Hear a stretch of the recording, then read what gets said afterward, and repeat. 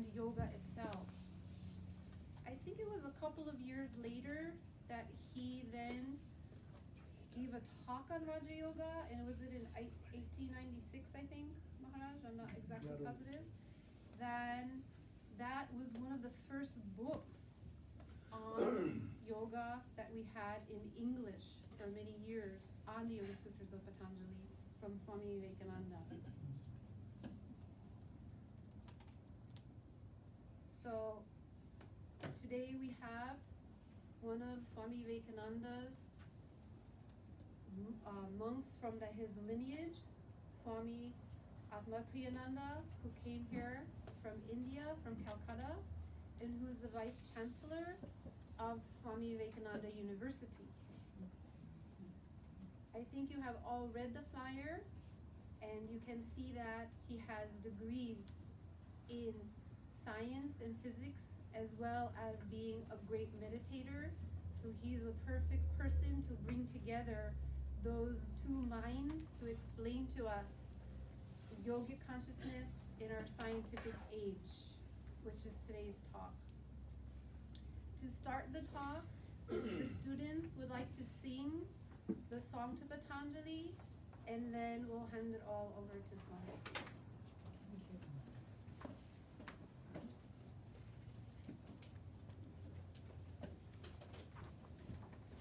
Those who know, you can join in.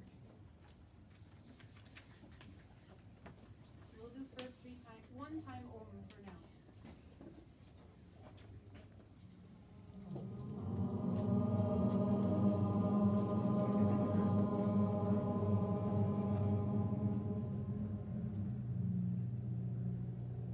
Yogena chittasya padena vacham malam shariyasya chavaijakena yopakarotam pravaram muninam patanjalim pranjaliranatosmi avahu grushakaram shankachakasidarinam sahasra shirsam shvetam pranamami patanjalim yasyatva rupamadyam prabhavati jagato dekada yugrahaya prakshina klesharashir vishana vishadaro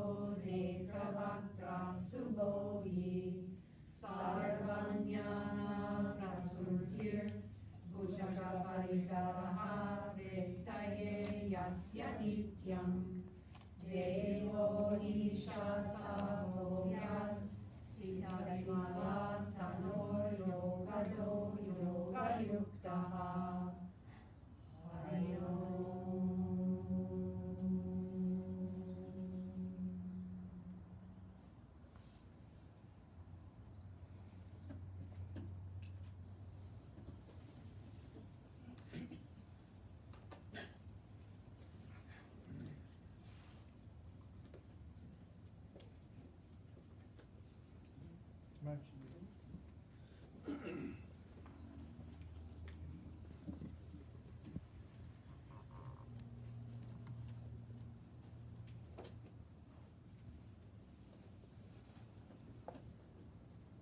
Om yaschandasa mrishabho vishvarupa chandobhyo dhyamritaat sambhavruva samendro medhaya asprinotu amritasya devadharano bhuyasam shariram me vicharshanam yitva me madhumattama karna abhyam bhuri visruvam brahmanah koshosi medhaya vihitah shrutam me gopaya om shanti shanti shanti harihi om tatsat.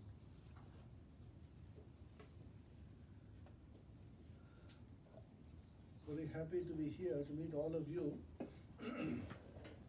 budding yogis of California. Those who are interested in yoga, the Indian culture, spirituality, and deeply trying to study the yoga, not only from its physical aspect, but the psychological and spiritual aspects. As just now, she was saying, Swami Vivekananda was the first person who brought yoga to the West. He taught Vedanta as the future philosophy and religion for rational humanity, and yoga as a technique. Those of you who have read the Bhagavad Gita, some of you must have read the whole of it, and most of you some parts of it.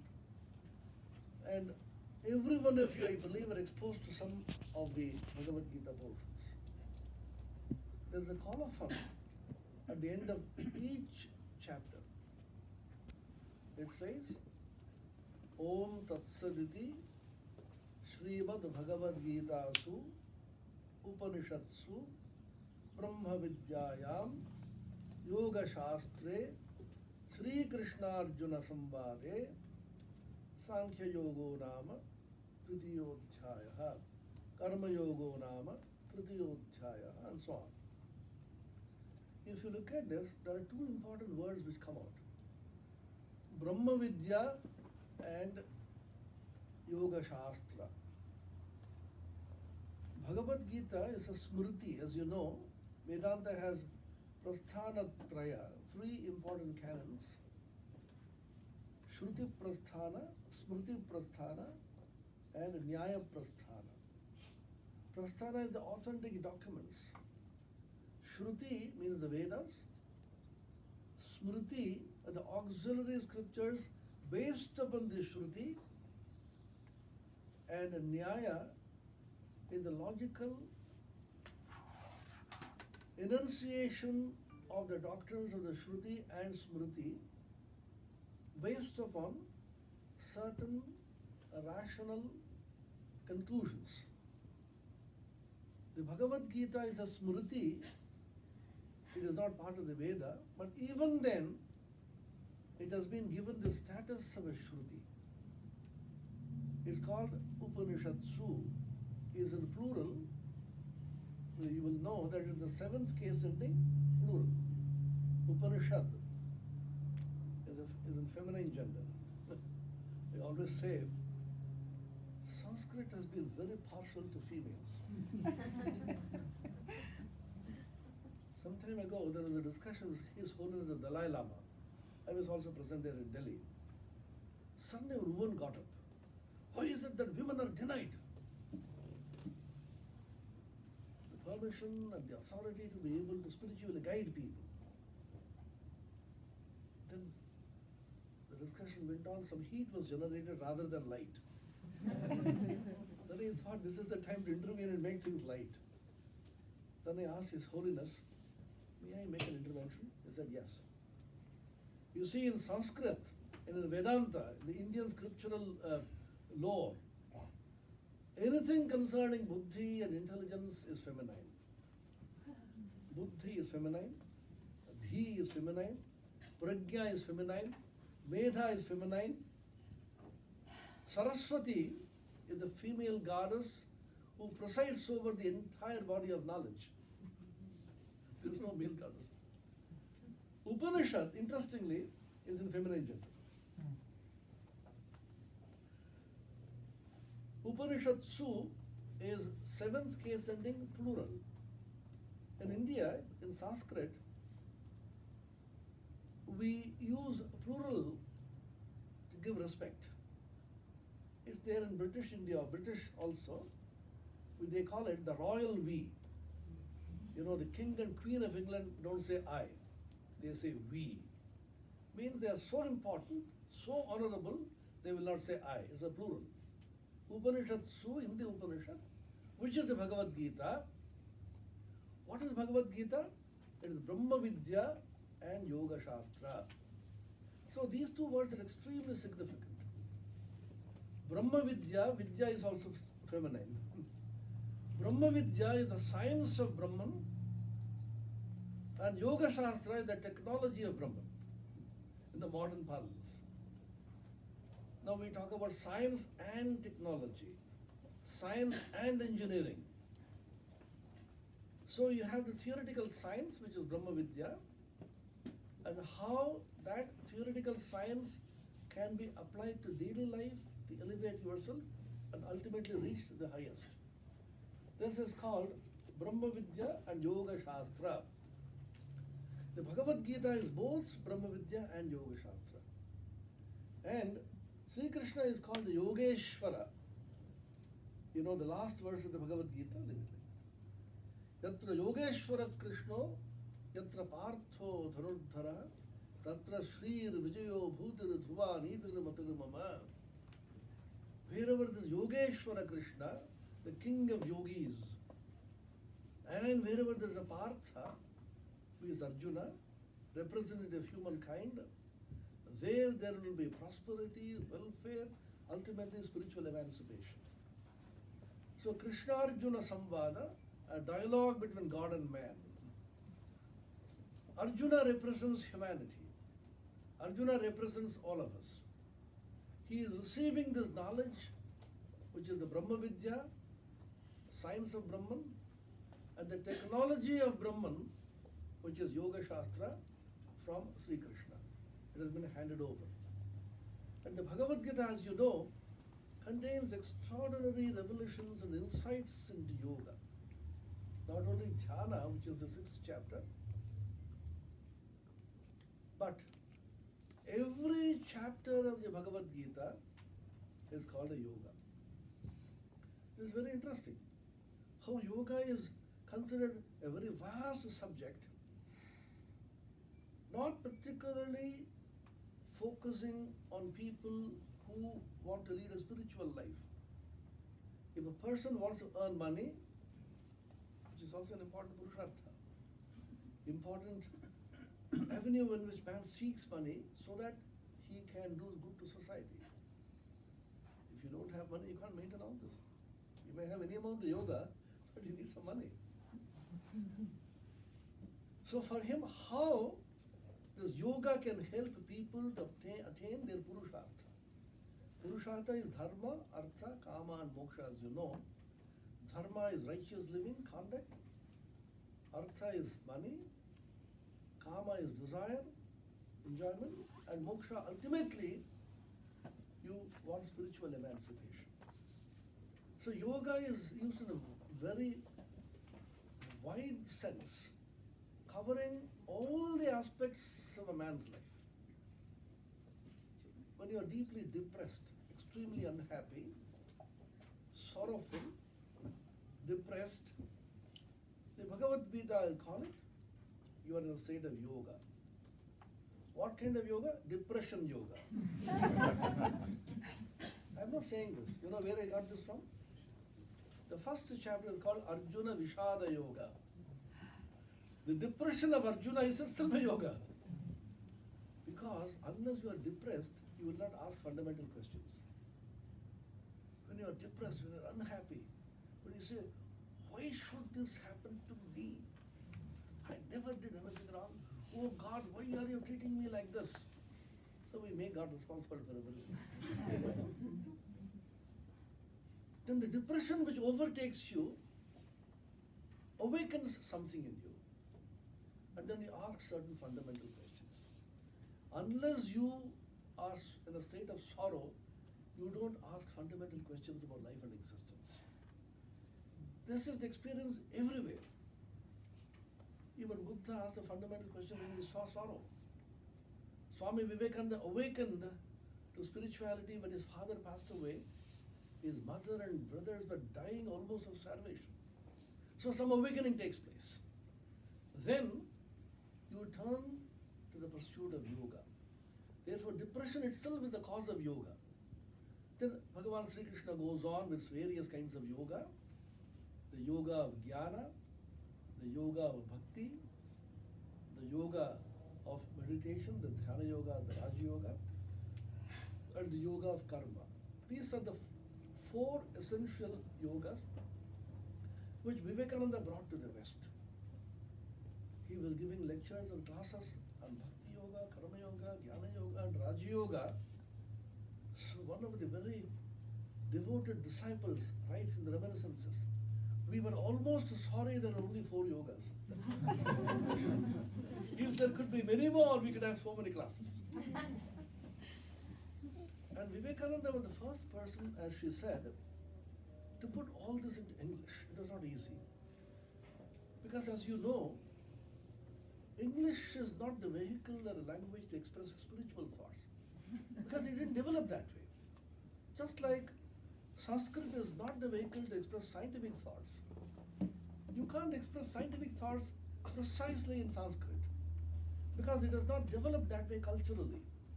In exactly the same way, English is not the vehicle which can express the inner thoughts. Italian perhaps, I don't know much of it. Perhaps Italian could express because some of the fathers, and Greek perhaps, some of the early fathers of Philokalia and so English is awfully deficient to be able to express these ideas. English would say, control the mind. A student of Sanskrit yoga will ask, what do you mean? Do you mean the chitta? Do you mean the manas? Do you mean the antakarana? Do you mean the buddhi? Do you mean the medha? Do you mean pragya? There are a dozen words to describe the mind. Subtle nuances. So Vivekananda struggled and struggled. He was preceded by, as you know, the Theosophists. The Theosophists made some attempt to make a translation of some of the words. Somewhat unsuccessfully. Swami Vivekananda the first time said, you do not know how much I had to struggle. The first quote I have given in this paper, Swamiji said, to put Hindu ideas into English and make out of dry philosophy, intricate mythology, and pure startling psychology, a religion which is simple, easy, popular, at the same time meet the requirements of the highest minds, only he can know, those can know who have attempted it. The dry Advaita should become poetic, living in everyday life. Out of hopelessly intricate mythology should come concrete moral forms. Out of bewildering yogism must come the most scientific and practical psychology. And all this must be put in a form that even a child may be able to grasp it. That is my life's work. Look at the task which he took upon himself. And he wanted to combine the 4 yogas. This is also very unique in Swami Vivekananda. The earlier acharyas of India, of which the 3 outstanding names which you may know, Bhagavan Shankaracharya, the exponent of the Advaita philosophy, non-dualism, Bhagavan Ramanujacharya, qualified non-dualism of the Vishishta Advaita, and the Bhagavan Madhvacharya, who propagated dualism, Dvaita. None of them were in favor of blending the yogas. They have the ladder theory. Ladder theory meaning, first you practice this, next you go to that, next you go to that, and so on. And interestingly, Patanjali's Dhyana Yoga was not given that kind of importance as Jnana or Bhakti. It was considered as a technique which is necessary for all the yogas. Concentration of mind, purity of mind, focusing in the mind, these are essential techniques either for Jnana or for Bhakti. Karma Yoga was considered an essential prerequisite for Jnana or Bhakti. Through Karma Yoga, selfless work in which you do not ask for the fruits of work yourself, surrendering all the fruits to the Divine Lord and doing work without the idea of agency, you get purification of the chitta. They call it chitta shuddhi. Shuddhi is purification, chitta is the mind. When the mind is purified, you become eligible to go to jnana or bhakti. And where does dhyana or Patanjali yoga come in? Shankara has taken this very clear. Shankaracharya says in the Bhashya, in the beginning of the 6th chapter of the Dhyana Yoga, Bhagavad Gita, Karma Yoga is an essential Bahiranga sadhana. Bahiranga meaning it's an external sadhana which prepares your mind to enter into Jnana Yoga or Bhakti Yoga. And Dhyana is the Antaranga sadhana. It's a sadhana which is very intimately related to either Jnana or Bhakti. The two royal paths accepted are either Jnana, which is knowledge, or Bhakti, which is devotion. But Sri Krishna says in the Bhagavad Gita, I taught long ago two fundamental paths. One is the path of Jnana, the other is the path of Karma. Swami Vivekananda somehow felt, in the present age, what we need is a combination of all the four yogas. In a letter he writes to his dear disciple, he used to call him Kiri. Swami Vivekananda was very fond of giving nicknames to everybody, like school children. School children always give nicknames to their even teachers. That is known only to their circle. They will not tell it out to anybody. Vivekananda had a nickname even for his guru, Ramakrishna. He used to call him the old man. Because he was not that old, he died at the age of 50. In those days, 50 was considered quite an age. There was a kidi in Tamil. Anybody knows Tamil here? Tamil is called kili. Kili means a parrot. In the law doesn't occur in English, they used to call it K-I-D-I, kidi. He writes to him, Jnana is all right, but it may end up with dry intellectualism. Bhakti is a noble sentiment, but it may end up in emotionalism, sentimentalism. A combination of all this is required. Ramakrishna was such a harmony. But such beings are far and few and far between. If individually each one of us cannot attain to that combination, we can do it collectively by counteracting, equipoising, fulfilling, adjusting with one another. This will be a blending of harmony of a group of people and decided advance over other creeds. I am a Bhakti Yogi, he is a Jnana Yogi, he is a Karma Yogi, and he is a Raja Yogi. Individually we cannot blend. All the four of us forming a unit can blend these yogas. Why did Swami Vivekananda say this?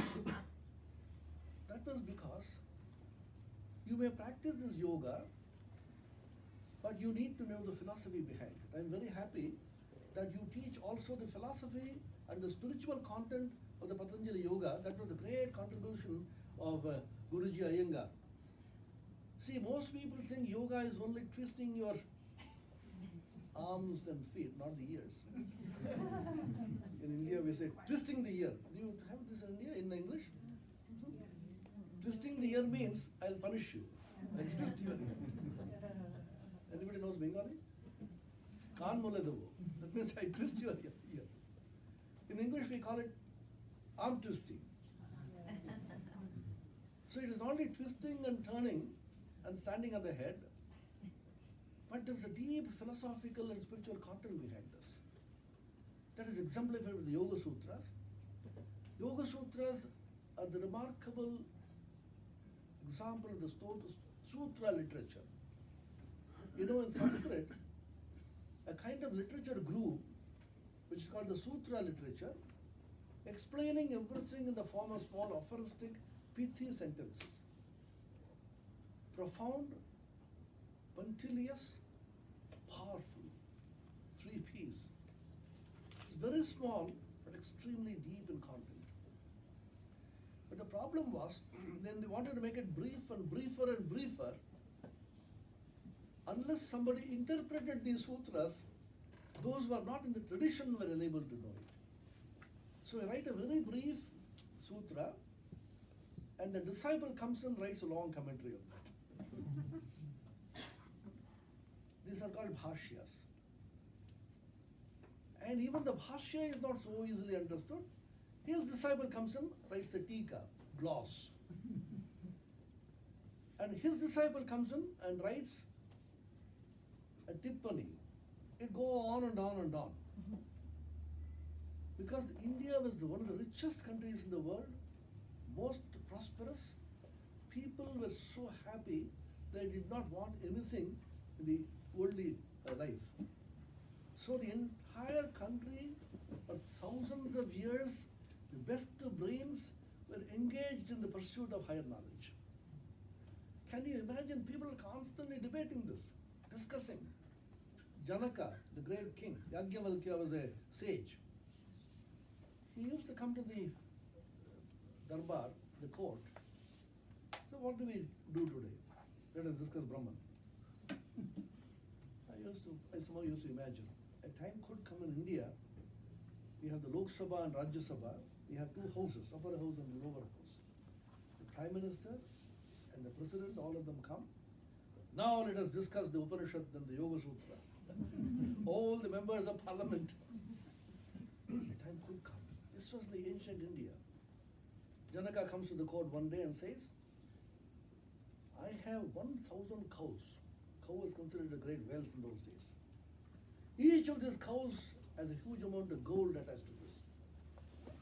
Any one of you who is the greatest knower of the Vedas, Brahmishtha, Brahma means Veda, can take these cows and gift them. Come on, which one of you will take this? Obviously, no one will dare to get up. Suppose they say, which one of you is a yoga master? She can get up perhaps. But people don't get up. Usually look sideways. Who is getting up at this? There was a great sage, Yajnavalkya, got up smartly. He didn't claim to be the greatest. He told his disciple, Samashrava, take these cows home. There's a big furor, everybody's up in arms. Are you the greatest knower of the Vedas? Look at the humor. With great humility, he said, I bow down before the greatest knower of Vedas, whoever it may be, but I badly need those cows. So big debate went on. Swami Vivekananda therefore said, we should give to the Westerners particularly yoga in a capsule form, combining all the yogas. And he made a very, very humorous and beautiful, profound statement. He writes on the same day in which he wrote this, earlier quotation. I want to give them, means the Westerners, I want to give them hard, dry reason, softened in the sweetest syrup of love, made spicy with work, and cooked in the kitchen of yoga, so that even a baby can easily digest it. This is a great contribution. And when he was talking about the Raja Yoga particularly, it caught the imagination of some of the greatest intellectuals of those times. Sir William James was one of them. There's a famous book, as you know, Varieties of Religious Experience. And many of the doctors, many of those people who knew anatomy, they said there is something very strange about this yoga concept. Particularly the idea of the Kundalini, and the idea of the Ida and Pingala, and the concept of prana and akasha. I have put it all there. Swamiji felt that the Sankhyan idea of prana and akasha and the cosmology of creation of the 24 cosmic principles has a deep connection with modern science, what little science was known in those days. Science has advanced tremendously since then. Of course, even now we do not know the origin of creation. You know where we are stuck now? You can go to the planetarium here in New York. I visited that recently. Finally, I said the whole thing is dark matter and dark energy. We do not know, the whole thing is dark energy. When they showed the dark energy, I thought, dark in Sanskrit is kalo, white, black. Energy is Shakti. that female goddess who is black and Shakti? Kali. So science is stuck up now with Kali. The dark energy. So these ancient Hindus somehow must have intuitively understood something of that. I do not claim that they knew all this. It will be a naive and a preposterous claim to say that everything was in the Vedas. On the other hand, it will be doing great injustice to the ancients to say that all that they said was bunkum. No, both are wrong. Could we understand something of the ancient wisdom through the modern science? In the case of Vivekananda, it is much easier because when he spoke about samadhi, which is a new concept, now samadhi is so well known. Then he was challenged by some of them, James and others. Swami, can you show us the samadhi by actually entering into it? I wish there were some people. I wish I also could do that. Then I said, you want to test me? Come on. Here I enter into samadhi. He entered into samadhi and he was tested and examined by doctors who found that this man clinically is declared dead. Again he came back, laughed and walked away. It is possible by the yogis to completely stop your lungs, your heart movements, your breath. Every limb of your body will be under your control. That is yoga.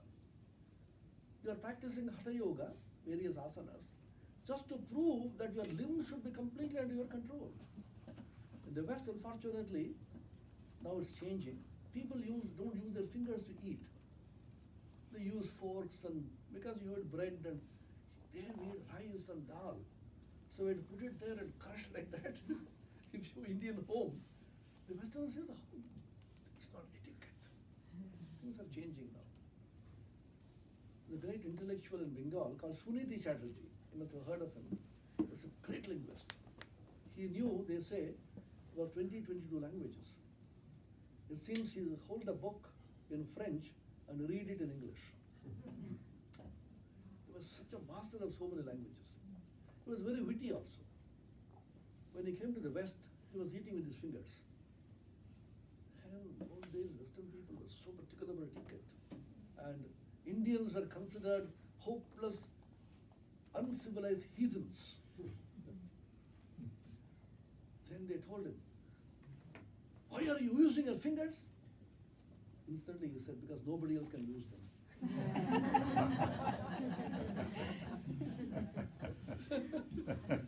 Because you use spoons and forks, everybody is using it, very unscientific, unhygienic.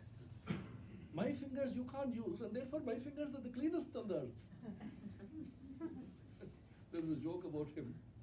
Two fat British people with their pride sitting there in a first-class compartment, in a three-seated compartment. He had a valid first-class ticket. He went and sat in between them.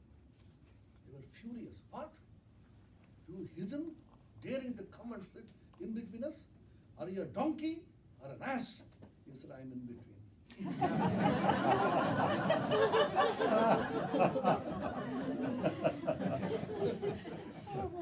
So Swami Vivekananda for the first time said,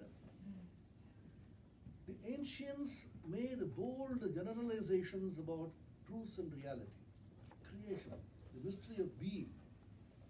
Some of them may not be exact, the details may not be correct, but the generalizations themselves were right. Present day science is coming into details now. Is it possible to vindicate those old ancient theories, their generalizations in the light of modern science? Or is it possible to understand the modern scientific developments in the light of the ancient wisdom? Vivekananda spoke about two concepts in the Raja Yoga. You know, Raja Yoga is a book, you can see it here. This is a terminology first discovered by Vivekananda. Patanjali does not use the word Raja Yoga anywhere. The only place this is used in the Gita, the 9th chapter, Raja Vidya Rajaguhyam Pavitramidamuttamam Pratyakshavagam dharmam sushukam kartumabjayam. Raja Vidya Rajaguhya Yoga.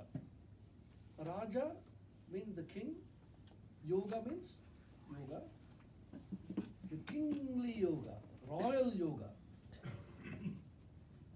Swami Vivekananda took bits and pieces from the Tantra, Sankhya, existing body of knowledge in Vedanta in the first part.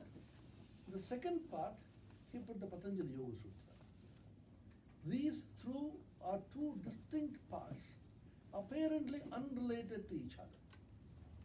And he gave a name, syncretic name, Raja Yoga. There, he emphasized the idea of prana. You should realize that the idea of prana was an outstanding discovery by the ancient Indian mind. You have matter, which is called jada, insentient. On the other hand, you have consciousness, which is Chaitanya. Between Chaitanya, which is consciousness, and matter, which is jada, there is a fundamental principle called prana, which is life force, translated into English as the vital energy. Prana is life, Chaitanya is consciousness. In the Indian approach, life and consciousness are not the same. In the Western approach, life and consciousness are sometimes mingled up. Indians believe there is a conscious principle which is not only life. There may be so many species on the earth which are living, which have life, and they may not manifest consciousness.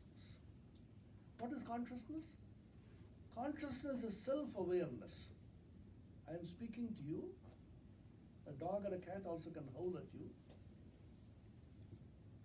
But I, as a human being, not only being living with prana, is I am aware that I am speaking. To talk to you is one thing. To be aware that I am talking to you is another thing. A dog or a cat or a lower species may be functioning with prana, life force, but may not be aware that it is doing it. It does not remember the experiences. And therefore, a lower form of species are those who do not have self-awareness. Even children, before they grew up, they are not aware of themselves. Have you noticed children? Suppose there's a John or a Mary, a small kid, not grown up as yet. Cakes are distributed to everybody.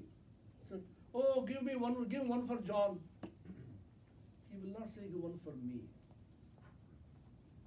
Because he is not self-aware. At that time, self-awareness has not grown to full extent. He has been told your name is John, and therefore everybody calls him, John, would you want a cake? Then he will say, John wants a cake. He will not say, I want a cake. So self-awareness is a special quality which distinguishes Chaitanya from prana. Now, you have prana on the one hand, which is energy, force, and you have matter on the other. Swami Vivekananda felt that the concept of Akasha in Vedanta as well as Sankhya represents force. What is Akasha is not really known. We call Akasha space. Akasha is not only space. Akasha is something more. We call the Pancha Tattva, Prithivya Teja Vayu Akasha. Akasha is the subtlest of the subtle elements, and it has been translated sometimes as ether in those days. After 1905, when Einstein discovered that what is called ether doesn't really exist, that became a big blow. We called it omnipresent, all-pervading ether in which everything is moving. You know the story of how ether came to be thought about. Light is reaching us from the sun. there is no medium. I am talking to you. If there is no air in this room, if all the air is pumped out, you can't listen to me. Why? Air is the medium which is carrying the sound to your ears. Now, how does light reach the earth with no medium in between? Then they said back calculation. Science also developed a back calculation. There must be a medium which is omnipresent and all-pervading. They call it all-pervading, omnipresent ether. Then Michelson and Morley, two great scientists, performed an experiment in 1904. If the ether is an all-pervading medium, the earth is moving through ether, there should be a drag on the ether. Suppose there is water and you swim over it. There should be dragging you. What is the relative velocity of the earth and the ether? Startlingly, they found it is zero. That means either the earth is not moving or ether doesn't exist.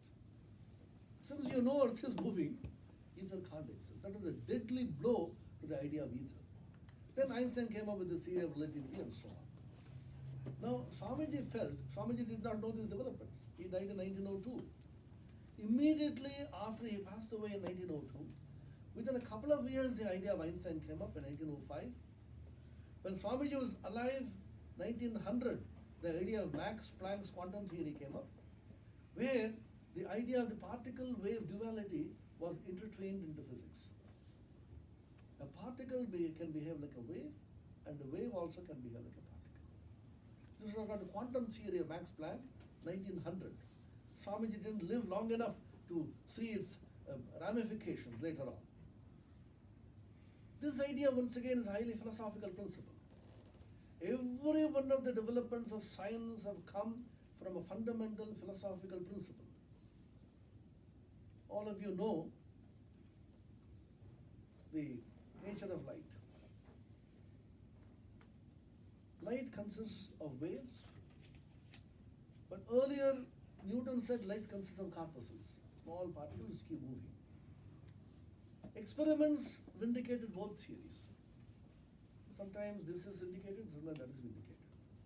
So Max Planck came up with a fantastic idea which bridges these two as a hybrid. Light consists of corpuscles, particles, and each particle is an energy packet called quantum, and the energy of this packet is proportional to the frequency of light. Frequency is a wave concept, quantum is a particle concept. Now, a person called De Broglie came up and he said nature is symmetric. That's a fundamental principle. On which the entire science and philosophy, religion, yoga is built up. Symmetry. And symmetry is beauty. What is beauty? I have two hands like this. Oh, it looks so beautiful. One hand is here, other hand is here. Oh, it looks so ugly. Beauty is symmetry. If something is symmetrical, it appears beautiful. You have an axis of symmetry here in the body, and exactly on both sides, things are placed. If one ear is here, the other is here. Suppose I sit here, my nose, and then you love is so ugly. Why is it ugly? Because it's not symmetric. Symmetry and beauty always go together. And symmetry is one of the fundamental laws of nature. De Broglie said, if light can exhibit particle characteristics, then particles also can exhibit wave characteristics. Why not? Then he came up with a fantastic mad idea called a particle wave or wave particle. That picked up, experiments proved the truth of this. Then quantum mechanics, wave mechanics, Schrödinger, Heisenberg. There's a huge boom for several decades. This was the greatest discovery. Theory of relativity, 1905, 1915, special and general.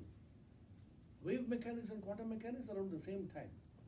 For a couple of decades, the entire field of science was buzzing with these great discoveries. Swamiji did not know them, unfortunately, but he anticipated some of them. He said in his Raja Yoga, what we call Akasha is matter. Remember, Akasha is insentient. Akasha is Jada. And in Vedanta and Yoga, mind itself is Jada. Sometimes we think mind is conscious. Mind is not conscious. Mind is not even living. Mind is just pure matter. You won't believe it. Body is matter, but mind is also matter. It's not easy to believe. Mind appears to be jumping about, thinking, and then sometimes mind gets angry, you shout out. Full of activity, but it is pure matter. Therefore, the present attempt at artificial intelligence, AI, in the world of computer science, perhaps has a meaning. Because if mind is matter, computer being matter, why can't it exactly simulate and replicate all the activities of the mind? But the consciousness behind the mind, computer can't touch. A huge debate going on now. It's unsettled. Some of you must have read the books by Roger Penrose, the great living legend now. He wrote a book, Emperor's New Mind, arguing against artificial intelligence. Again, there's a big debate. The other party won. He wrote another book, Shadows of the Mind. Again, the other party came up and proved artificial intelligence vindicated. Again, he wrote another book, Path to Reality. The debate goes on. The Akasha, Vivekananda felt, is matter. And the proof that mind is matter was given in the Chandogya Upanishad.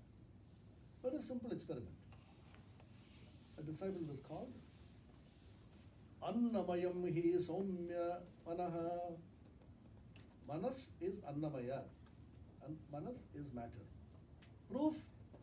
Come on, sit here. Recite the Vedas. Went on reciting. Go back. Don't eat or drink for 3 days. Come back. Now recite. He's fumbling. Go back. Don't eat for a week and come back. He's fumbling more. Don't eat for 15 days. He can't remember anything. Then he said, come on, start eating now. Then he's getting the memory back. So this simple experiment proves that mind is a product of food. Prana. If you don't eat at all, you'll not remember anything. That's why we say nutritious food should be taken. Yogis should eat sattvic food. Why?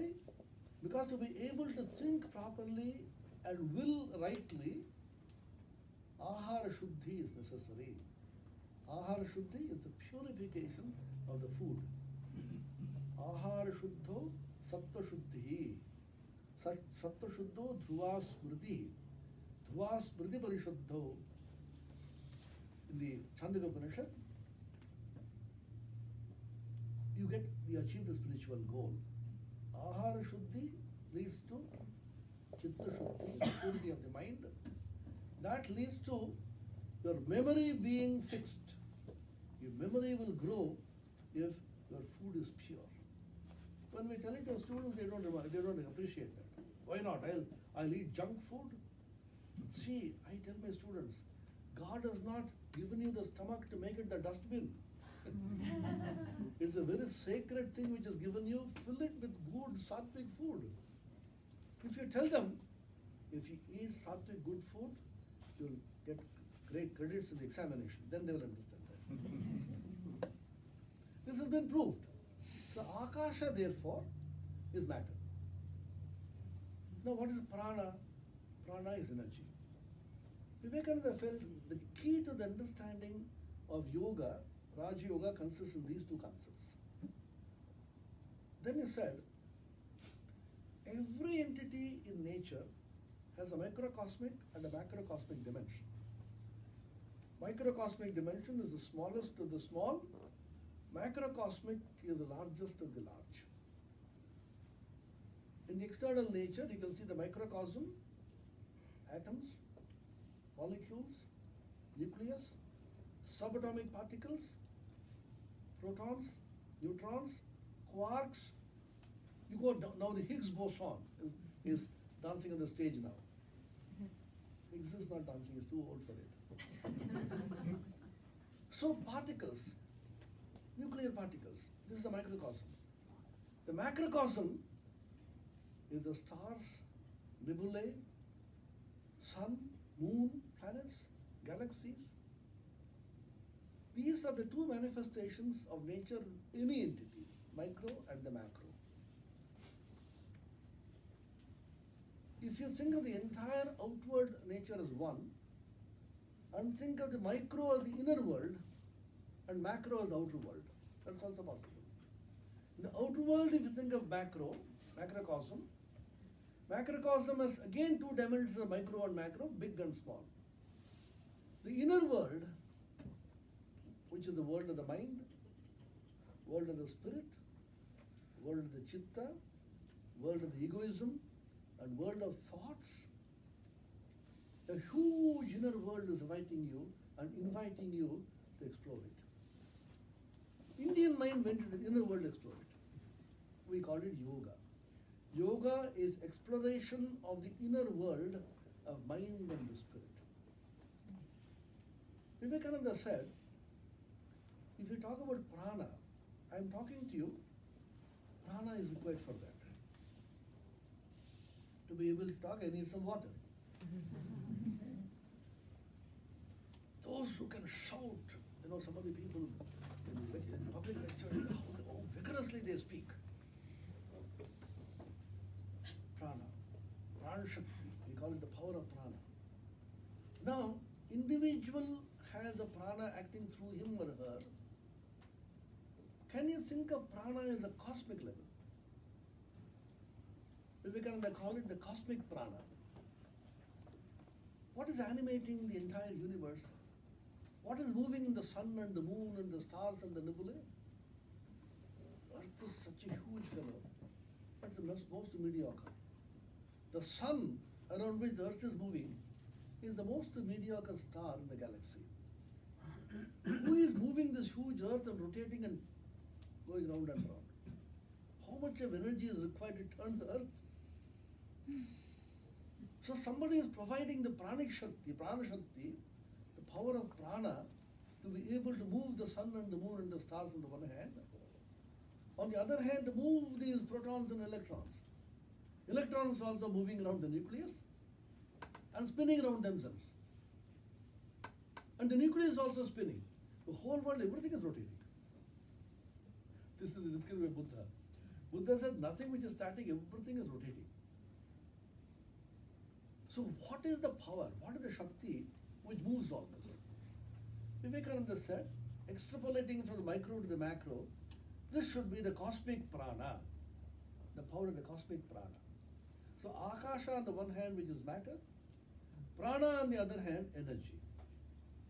Can prana and Akasha be merged into a single principle? Einstein's E equal to mc squared was not known, remember that.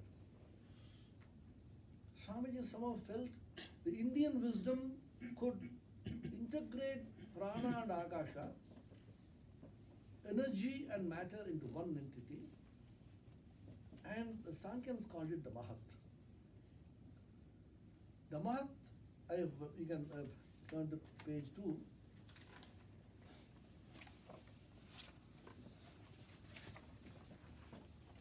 Akasha and prana, both of them are reduced to what Swami Vivekananda called the Mahat.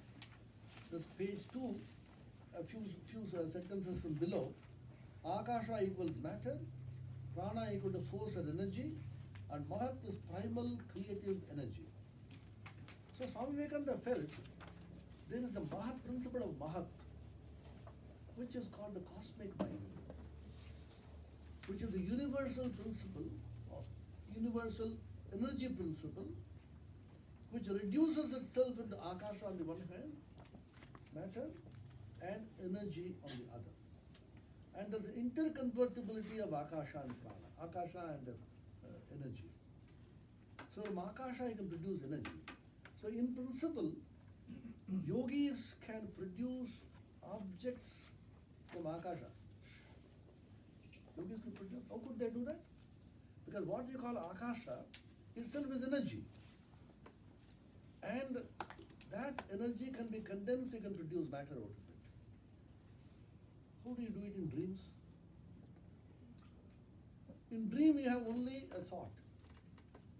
That thought itself becomes an object, isn't it? Think of that. In dream you imagine an apple, apple comes there. So why can't it happen in the waking state? If you can simulate the dream experience while you are awake, and then manipulate the Akasha and prana in such a way that matter can be produced out of Akasha. Yogis could do that.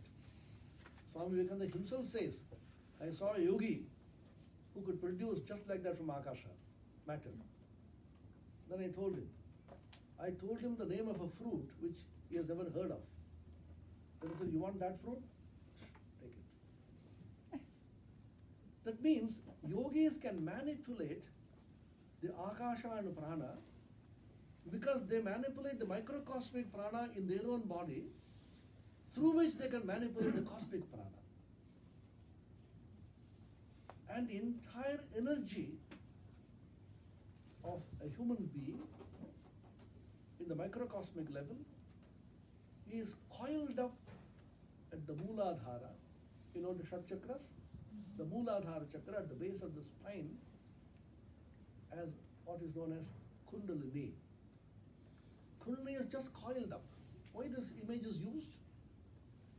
Is because it is still not visible, it is not still awakened. So it is coiled up. Why a serpent is used? Serpent is used because you should know it is boundless but finite. Listen to this carefully.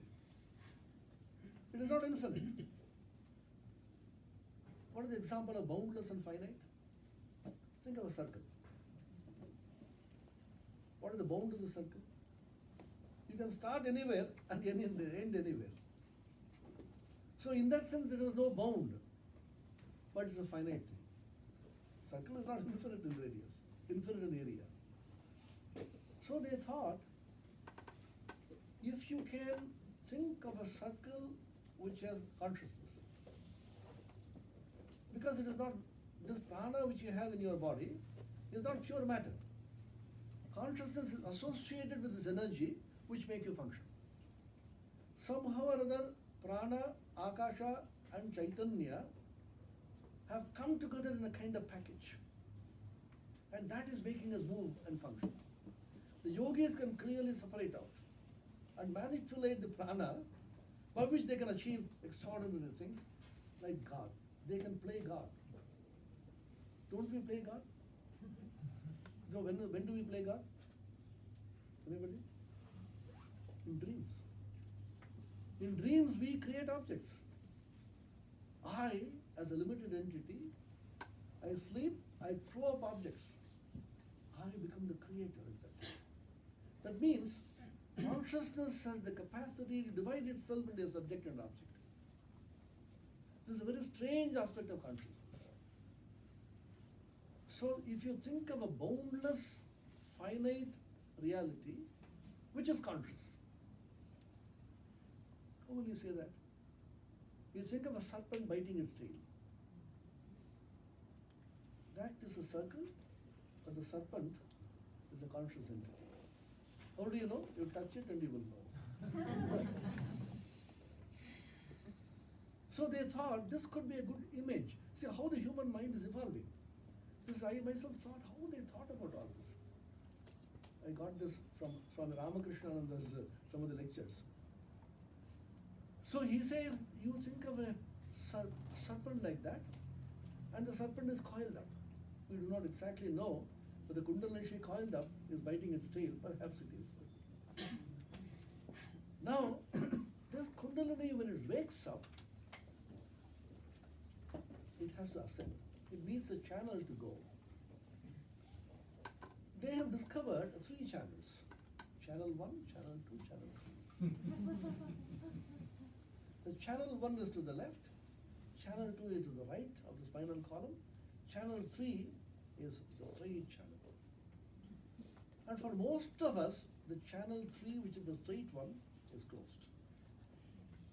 Either we operate through the left channel or the right channel.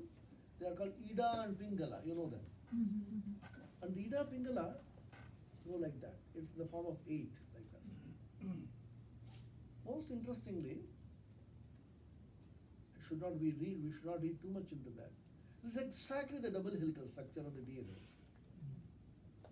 Double helical structure of the DNA exactly has the form of Ida Pingala. It goes like that.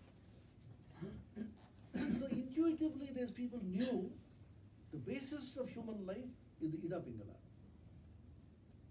As long as you operate in this world, you get input from the world and you offer output to the world. These two are functions of Ida and Pingala. Now, if you completely close the channels of input and output and give a push to the Kundalini, open up the Sushumna, which is the center, fantastic things happen. You become a creator God. That's why yogis, sometimes they're considered arrogant. They say, what is God, Ishvara? See, Yoga Sutras don't appreciate Ishvara as a great entity. You know the sutra. Purusha Vishesha Ishvara. Sutra says, who is Ishvara? Who is God? He is a special kind of person. He is a VVIP. Your IPs, important persons, he is a VVIP. Nothing special about it. He is somewhat special, but you and me, like you and me. The yogis say we can also play God. How? By opening the Sushumna and pushing the Kundalini Shakti into Sushumna. That is the basis of yoga. All the Hatha Yogic exercises and the asanas which you do is to make the body fit to be able to contain the power when the Kundalini really awakens. We are fortunate that the Kundalini has not awakened. It is not easy to contain that power. When the Kundalini awakens and you do not have sufficient purity, celibacy is important. Why it is important is because the power of the Kundalini has to be kept in check and should be controlled and used. Purity of mind and speech, sattvic ahara, food, all the yamaniyama in the first 2 limbs of the yoga. You know, it has 8 limbs, Ashtanga yoga. Unfortunately, I'm not talking about the Iyengar yoga, which is one of the purest. So many kinds of yogas have come up now, where I finally say, Ashtanga yoga has been reduced to Shashtanga yoga. From 8 has come down to 6. Why? Yamaniyama has gone. Straight away start with asana. So, when the Kundalini power awakens and enters the channel of the Sushumna, you get great spiritual experiences. We do get some experiences, do you know where? Every one of us, whether a yogi or not a yogi. You know where? In dreams. When you are dreaming, that's a very special experience that you have, in which you have become the creator God. You create objects. I create elephants and roads and chariots and cars. How can I do that? Vivekananda says in the Raja Yoga, as some small power of the Kundalini has sneaked into the Sushumna. And the Sushumna is consciously opened. And the Kundalini awakens and reaches one by one. You get great spiritual experiences. Swami Vivekananda said, this is perhaps very much in accord with modern science, where you can manipulate energy and matter to produce extraordinary things. What does science do? Science manipulates matter and energy. The nuclear energy, for example, it was not known even some decades ago. How was it discovered? You know the history perhaps, Marie Curie and other, the radioactivity.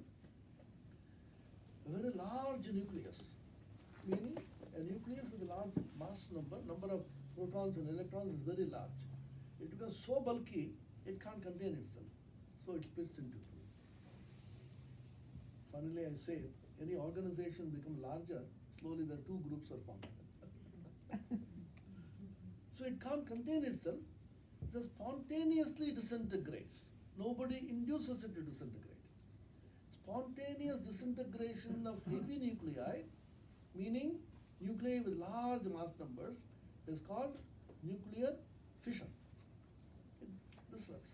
They borrowed the word from biology, the cell fission.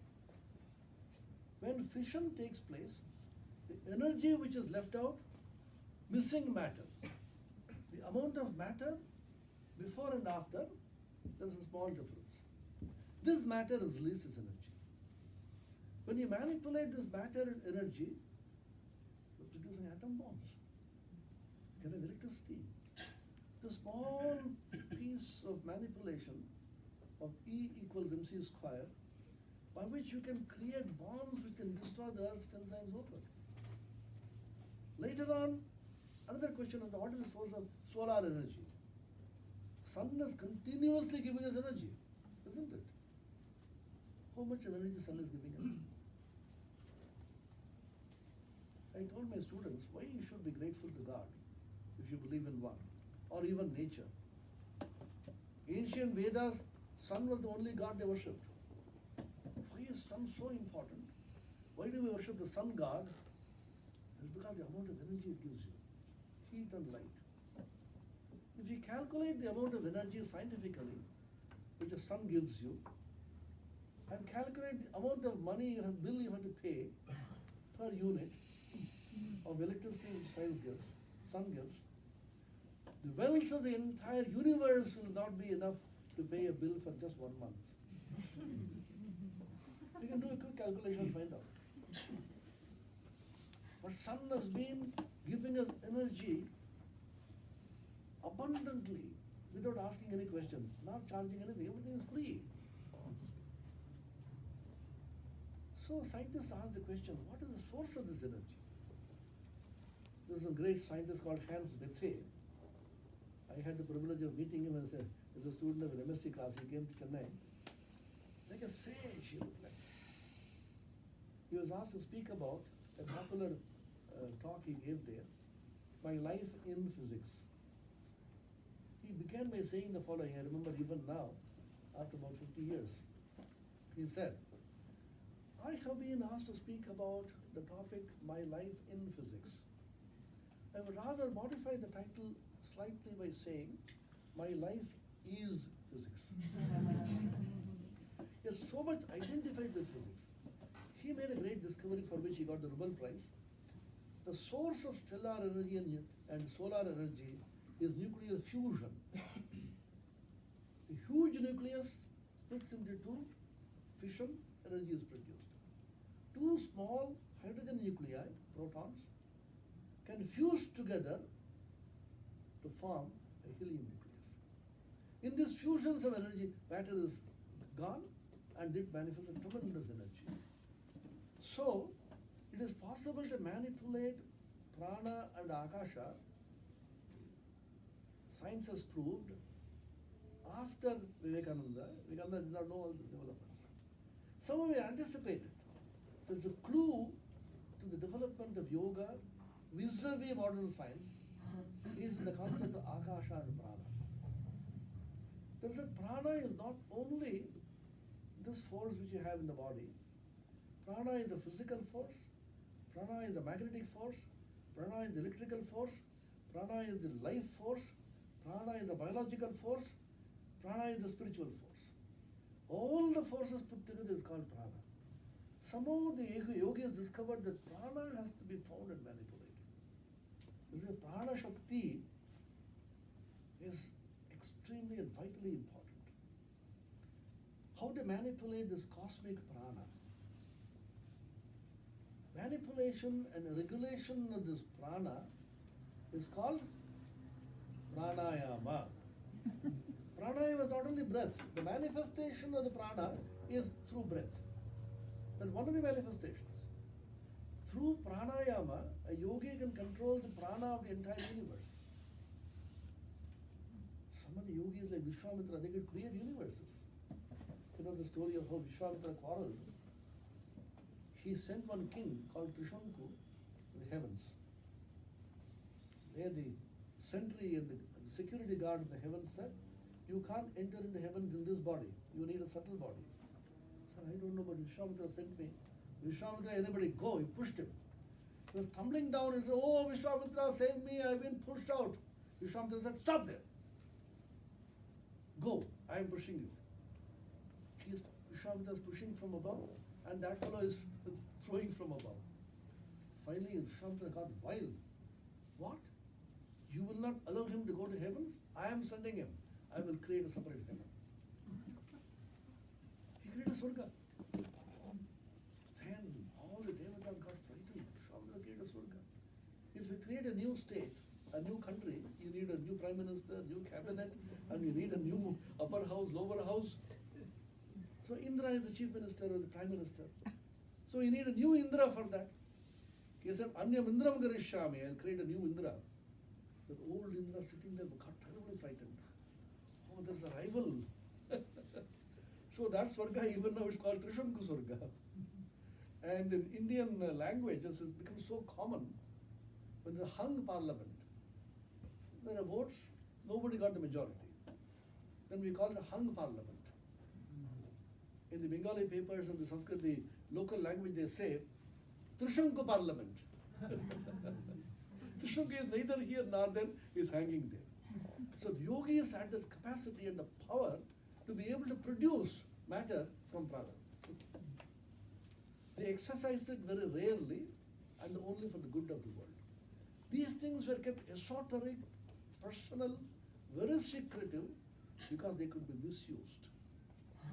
Swamiji for the first time opened it out for everybody. Most of these vidyas, most of this knowledge died out because it was not given to anybody. Unless a person is pure, unless a person is well-meaning, it's very dangerous to give things. Even now you see how this yoga is being misinterpreted, missupplied, misused, commercially used by many people. So organizations like yours are playing such a vital, important role in propagating the purest form of yoga, having the philosophical background as well as the spiritual background. What happens when the Kundalini awakens and goes to the Sushumna? Great yogis like Ramakrishna, Paramahamsa, describes step by step by step. What he says is, now I'm going to describe to you. Hey Kundalini, awaken. Kundalini is going second floor, going up. Swadhisthana. Third floor, going up from Mooladhara and from Manipura. When it reaches the fourth floor, which is called Anahata, something tremendous happens. Ramakrishna describes this. When the Kundalini reaches the Anahata, you see a mysterious, uncreated light. And you say, hey, what is this? What is this? This is form. Every form is accompanied by a name or a sound. This is a huge theory in which I don't go into that. The form and sound theory called Nada Brahma, Om. When you see Kundalini goes and touches the Anahata, you see an uncreated light, which is the light of consciousness, and at the same time, you hear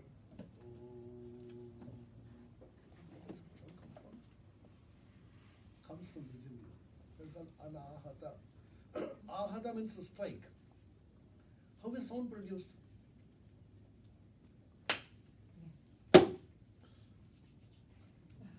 You strike, sound is produced. Nothing is produced. When two things strike against each other, sound is produced. The struck sound has a beginning and an end. It began, it is over. If striking is called ahata in Sanskrit. If it is unstruck sound, it is anahata. A sound which is unstruck sound has no beginning, no end. That is the eternal sound of Om, which is constantly rising in the universe. Yogis can hear it. Sri Ramakrishna said, my Guru Totapuri used to say, midnight, Maharishi, everything is still. The yogi is here, the Anahata. It's a common thing for them. They used to hear the Anahata all the time. That's why he used to run away the bustle of the modern towns. When the busy street, constantly cars and buses are rolling around, the anahata is all drowned in that. So you need a calm, elevating atmosphere.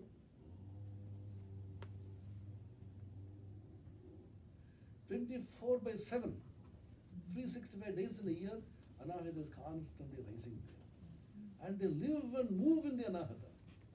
They don't come down from the anahata chakra. Then, go still further. 4th floor, going up, you reach the 5th floor, which is called Vishuddha, the Kantha. Then you get strange experiences in the macrocosm. Here you intuit the microcosm, then you go still up, going up, 6th floor, called Ajna Chakra. You actually intuit the Saguna Brahman. Saguna Brahman is the God who is personal, with form, with name, either it is Kali or Durga. If you are a devotee of Christ, you can see Christ when you reach the Jagya Chakra. Oh, Jisoo, you are here. You know what is it called? It is called in the Bible the kingdom of God. You can see Christ there, sitting by the side of your God. Welcome. Then they say, the yogis say, you may stop there and be happy with God, or you may say, oh God, I want to go beyond name and form. God says, why do you be happy? You know, I want to go beyond. There's a special password for going beyond. Sometimes you have elevators which will say, your elevators will be blocked at a particular floor. If you want to go beyond, you have to put a key there and press that. The Sadguru, the master comes and tells you, as in the case of Totapuri, in Ramakrishna's case, he said, come on, meditate here. Then, going up, the 7th floor, Sahasrara. Then you see that you're completely merged in the infinite, you are lost. You can't come back. But Sri Ramakrishna says there are some people who, after reaching the Sahasrara, they can come down. They have a capacity to come down, but their elevator will not come down below 4. 4th floor, going down. And if you press it, nothing will happen. Because the mind permanently gets stuck in the 4th floor, or sometimes in the Vishuddha, or sometimes in Agya. That's a very, very highly elevated state. Now, what are the Shat Chakras? Some idea we should have, because the modern scientific age simply saying there's a 8-petal lotus and 10-petal lotus and all that you will read in the books. Anahata is supposed to have, how many petals do you know? 12-petal lotus. Usually, the Indian gurus ask us to meditate upon the 8-petal lotus in the heart. And my guru told me, I said, what happened to the 4 petals? I was very much worried about those 4 petals missing. See, if you take this thing seriously, you should know what is happening here. Are they right? Then this has been the tradition, 8-petal lotus in the heart. Then I discovered, asked so many people, read books. This 8-petal lotus is not the anahata. It is a sub-chakra. There are so many sub-chakras, like sub-shells, which is very near the anahata, called the ananda kanda. And this 8-petal lotus is the seat of the Paramatman. 12-petal lotus is the seat of the Jivatma. And I discovered only one place. The commentary of the Yoga Sutras by Vachaspati Mishra. You must have heard. There are a few very authentic commentaries. One is by Vyasa Bhashya. The other is Hariharananda Aranyaka. He interprets this on the basis of Sankhya. There's an extraordinary commentary by Vachaspati Mishra, who was called Sarva Tantra Swatantra. He was absolutely comfortable with all the Shad Darshanas, 6 Darshanas. He wrote commentaries in the books of each of these Darshanas. there I was searching where it could be found. There is one sutra, you must have known this, Vishokava Jyotishmati. Remember that? Yes, yes. Various kinds of meditation is prescribed. One type is by meditating on the light which is beyond sorrow in the heart. There in the commentary it says that light which is beyond sorrow is associated with an 8-petaled lotus. You can look up the commentary. I was so thrilled. I have got back my 8 petals. Because these are great realizations by these sages. It's not mere talk. They have discovered, realized it. So what are the Shat Chakras? Shat Chakra is an important paradigm in Tantra, which Swami Vivekananda completely adopted the yoga. Patanjali speaks nothing about this. But why these Shat Chakras are important is because you can somehow feel them in the body. When you talk about other things, you can't relate to them. Shat Chakra, you can say, oh, this is it, this is it, this is it. That's why our gurus have said, when you meditate, when you do dhyana, touch the heart. So that the consciousness rises to the heart. What you touch in the body, usually the prana goes there. You can find it. That's why you see, never touch the lower part of the body. We have been instructed from the beginning. That will excite you, that will bring your mind down. Our children have been, from the beginning in India, they are taught, never touch any of the lower parts of the body. Touch the heart when you meditate. So people, when they meditate, even with japamala, they'll put the hand like this. The moment you touch this, all the life force and the prana goes to the heart. And some people meditate in the lotus which is in between the eyebrows, which is very risky. 2-petal lotus. The Paramatman can't sit there, he needs at least 8 petals. God is sitting there, they say. Then beyond that is the Sahasrara, which is 1,000-petal lotus. A full blast of the awakening of the consciousness. What are the Shat Chakras? Once again we go back to prana and akasha. Are we exceeding the time? No. I'll just finish quickly. It's fine. Because I can go on talking the whole time. See, spiritual rules can't be explained when you have time consciousness. What are the Shat Chakras? Shat Chakras are power centers. The nearest example you can give in the modern age is that they are like transformers. You have a transformer for electricity. So you have a power center here, you have a power center here, you have a power center here, where there is an intersection of the microcosm and the macrocosm. Listen to this carefully. You derive power from the macrocosm. Because macrocosm has infinite power, that is the cosmic power, and this is an intersection here, the microcosm which is me, and the macrocosm which is the infinite, they intersect, and a small tap opens there. You open the tap here, you can receive power from the infinite. So the yogis have opened up these lotuses, as they say, opened up these chakras, by which they will be able to derive power from the infinite. It is just like exposing it. If, in a very simple language, you open your Android phone, your cell phone, Android phone, smartphone, or smartphone. It is not that smart, we are smart. It opens up, the moment you put there, it catches the network. You have Wi-Fi here? What is the password?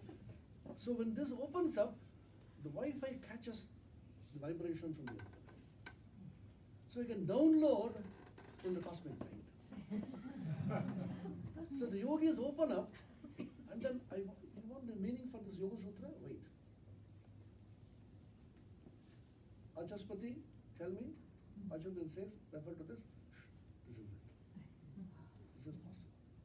Vivekananda did it in the Parliament of Religions, on the 11th of September, 1893.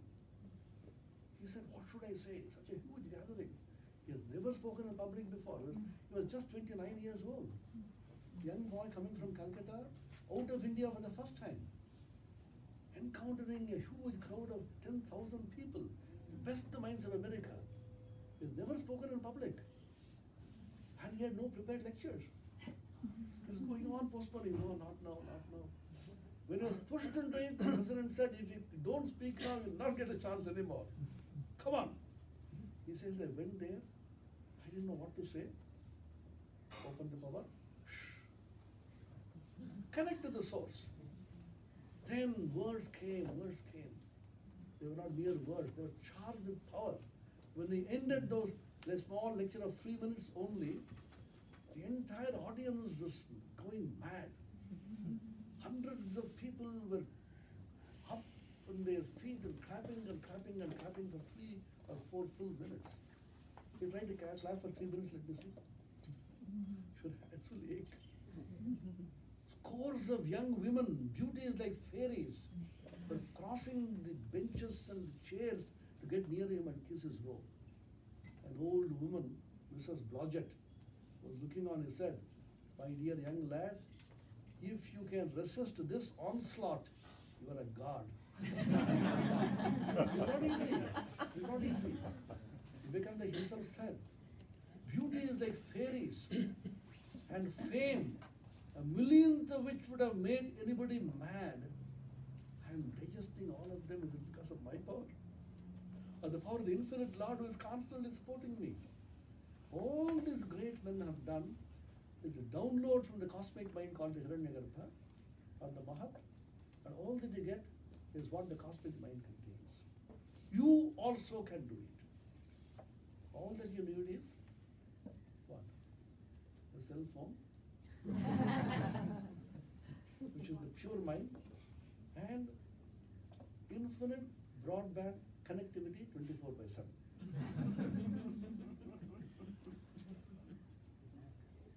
The connectivity should be so much that it will never go. It is not 1 GB, 10 GB, it is infinite. That means you are constantly in touch.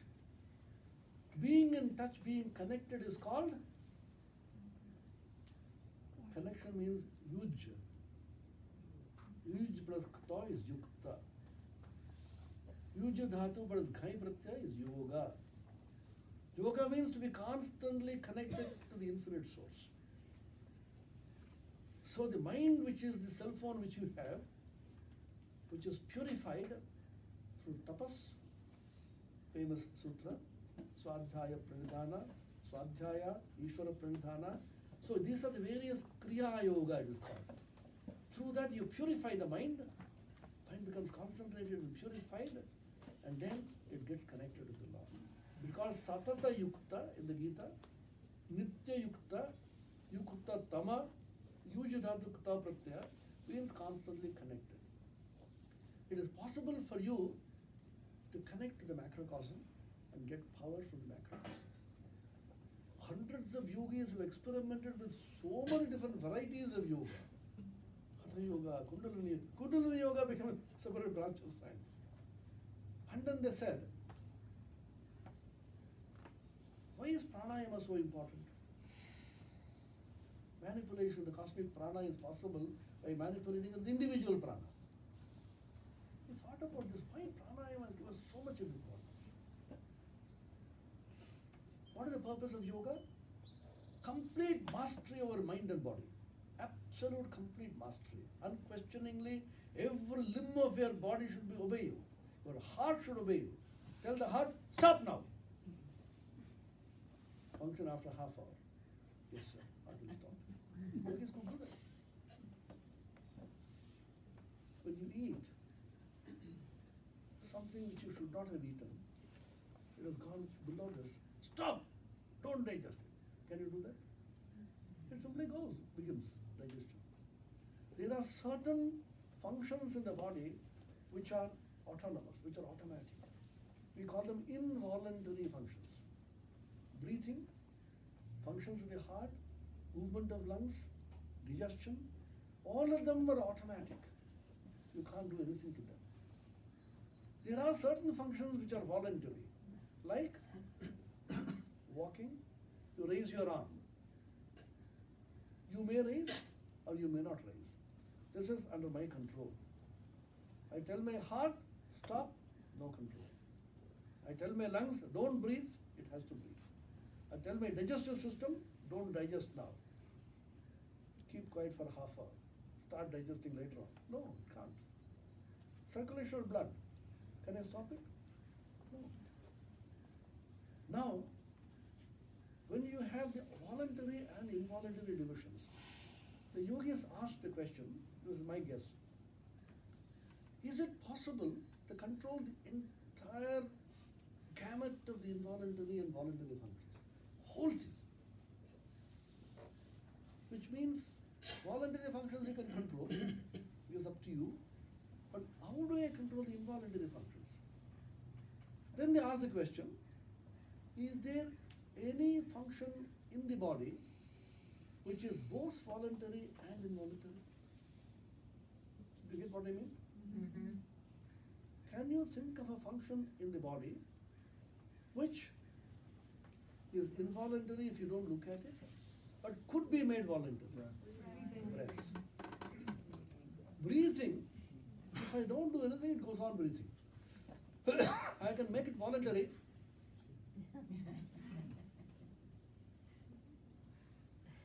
I can stop. Voluntarily, intentionally. My own guess is why pranayama is so important is because that is the junction between the voluntary and the involuntary. You manipulate the prana through pranayama, you can convert all the involuntary functions into voluntary functions. This is the clue. So they started manipulating the prana through pranayama individually and the cosmic prana collectively, and through the manipulating and the regulation of the prana, they found that the entire world has come under your grip. You may manipulate your entire body, your mind, others' minds, because others' minds are all connected to the Hiranyagarbha, cosmic mind. I want to manipulate your mind. I go to the Hiranyagarbha, the cosmic mind. Your mind is sitting there somewhere. Take you, and then you I want to send a thought to you. I send a thought to Hiranyagarbha. It strikes you. I'm not joking. This is what happens to you when you send an SMS. What happens when you send an SMS? I send an SMS, you are sitting there. Does it go to you directly? No. What happens there? It goes to the server, and from the server it is downloaded there. So the cosmic server is the Hiranyagarbha. All your thoughts go there, and I want to manipulate you. I want to manipulate the entire Iyengar group. I go to the cosmic world, cosmic mind, all the Iyengar group sitting here. Yogis could do that. Time is no problem, distance is no problem. See how in India, they've taken challenges, experimented successfully, hundreds of thousands of people for thousands of years. It feels what a country it was.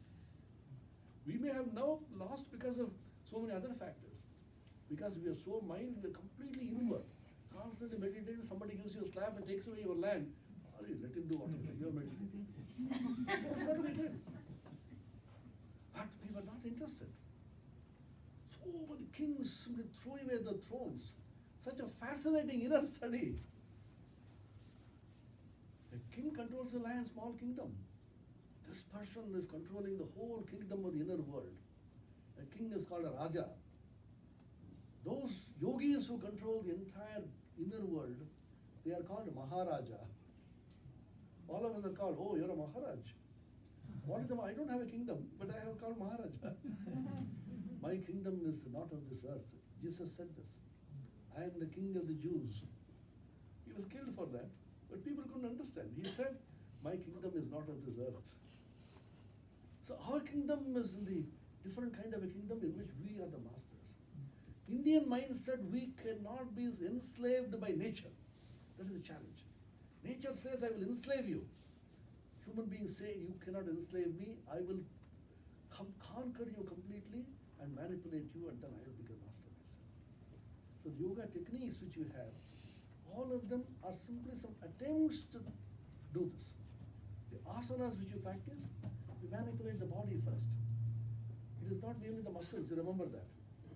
All the asanas tackle the nervous system. In yoga, nerves are so very important. And the power of the nerves comes from brahmacharya and purity. Nerves, if they are very strong, then you will have a powerful control over yourself. It is not muscle, it is not the bones. The nerves have to be completely controlled through asana, and the prana has to be controlled through pranayama. Then the mind has to be taken and put in a particular object, dharana. Then it completely stays there, you go to the samadhi. And this samadhi can be transmitted by a touch. Vivekananda said, we can give spirituality just like I give a flower to you. You gave me a mala, you gave me a garland. I can give you want spirituality? Shh, take it. Swami Vivekananda could do that. Sri Ramakrishna could do that. By a mere touch. I will end with a story in Vivekananda's life. The kiddie I talked about him just now, he was a professor of mathematics in his college in Chennai, Madras. He was an atheist. He challenged Swami Vivekananda, I don't believe in all this kind of spiritual nonsense. Can you actually transmit spirituality to me by a touch? Then I will believe you. Vivekananda said, I can, but don't attempt it. You are not very prepared. He said, no, you should do it to me. He said, no, kiddie, don't. Then I will touch you. The kiddie, don't do it, don't do it. He went and touched him. He became kind of lunatic. He couldn't go back home. His entire personality changed. He had some supernatural experiences for which he was not prepared. He could not go back to work. He could not go back to his family. All his family members thought this Swami has come and spoiled him. He became a kind of beggar moving in the streets. It seems he used to go every day to his own house and beg for food. And his wife and children used to scold him severely. You fellow, you've given up your job, you are not protecting us, you are not maintaining us, and you went behind the sadhu, go! Again he will go, he's scolded. Swami Ramakrishna-Order was the head at that time. He told him, oh, where are you going there? You come and eat in the ashrama, take prasad here. Since he said, no, Swami, I will go and eat there. I should become every day scolded severely so that my ego gets crushed. This is sadhana, is that I'm practicing. It is possible. Vivekananda was asked when he returned from the West, Swamiji, can you give samadhi by mere touch? Swamiji smiled and said, I can.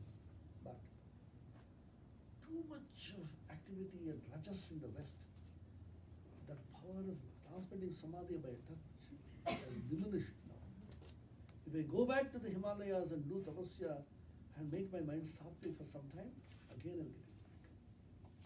These are demonstrable, proven, documented facts of life. These are not stories. And you and I, all of us, have come in this great tradition of yoga. Guruji Iyengar was such a great yogi who could influence so many by giving the purest of yoga, even in India. And he started so many centers. I'm so happy. You are giving this lesson, you are giving this teaching in the purest form and doing it for the good of humanity. Sarva bhuta hite rata. That is the last word in spiritual life. You should have compassion, you should have kindness, you should have feeling for the elevation of the entire mankind as well as the animal kingdom. All the bhutas, all the beings should be always happy. Sarve bhavantu sukhina, we always say. That is the purpose of yoga. A yogi becomes a blessing to humanity. His very presence will elevate everybody. So my greetings to all the budding yogis of California and all those who are interested in yoga. My request is read the original books. Very good translations are available. There is no book which has not been translated. Go through the books, try to ask questions, and then independently think, why this, why not that, in the light of modern developments. When I thought about this cosmic server and the Hiranyagarbha, I was so happy. I sent a message, it goes via the cosmic server. So I can, suppose I want to touch I send you a thought to you. I don't need a cell phone. I upload a thought, the thought comes and strikes you there. Yogis could communicate like that. Yogis could communicate across distances, across times. And we believe in India, hundreds of such yogis are still alive in the caves of Himalayas and in valleys and forests. We do not know them. They never come out. And they are the people who are holding society together. Santo bhumim tapasa dharayanti. That's a statement in Sanskrit. These great saints and yogis are holding the entire universe through their tapas and penance. Our salutations to all these yogis, known and unknown, all the budding yogis of California who are assembled here. Thank you, thank you, thank you so much. Thank you.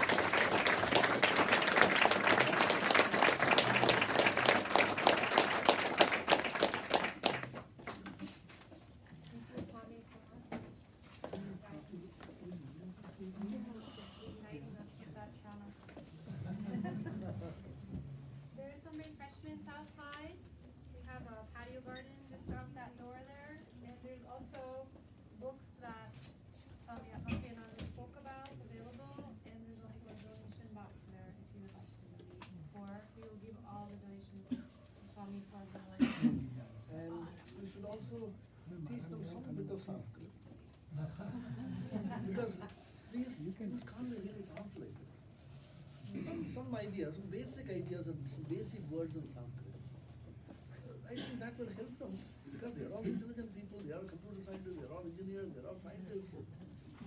Give them some idea and then they will be able to pick up and think on their own. Because the original language is this. So, we break now?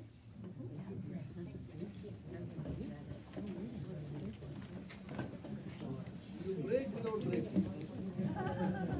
Yoga is not breaking.